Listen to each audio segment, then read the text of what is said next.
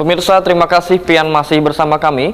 Berita selanjutnya Mahabarakan. UPZ Bangkalsel memberikan bantuan dana untuk pembangunan Langgar Al-Mubarak, Jalan Kesehatan RT 01, RK 01, Desa Baluti, Kecamatan Kandangan, Hulu Sungai Selatan.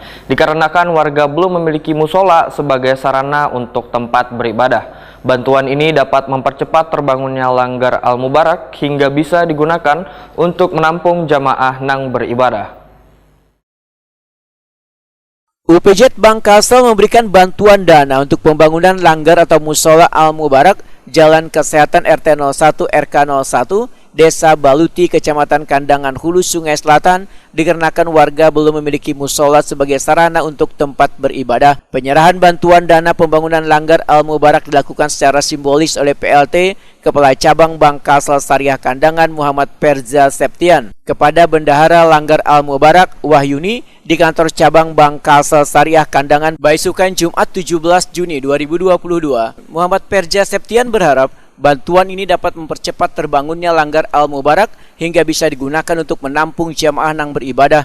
Selain itu, UPZ Bangkalsel juga memberikan bantuan dana untuk pengembangan metode Tartili Banjari, yaitu cara mudah belajar Al-Quran untuk membangun generasi Qur'ani nang baiman bauntung wan batuah. Manajemen Pendidikan Quran metode Tartili Banjari nang bergerak di bidang pendidikan Quran, program tahsin, tahfiz wan tafhim Al-Quran ini masih terkendala dana untuk mengembangkan metode tersebut, sehingga UPZ Bangkalsel melalui Direktur UPZ Bangkalsel Muhammad Fajri Muhtadi menyerahkan bantuan dana untuk pengembangan metode Tartili Banjari kepada Direktur Manajemen Pendidikan Quran metode Tartili Banjari Ustadz Fahri Hanif di kantor pusat Bangkalsel Jalan Lambung Mangkurat Banjarmasin Tengah jelang tengah hari Senin 20 Juni 2022.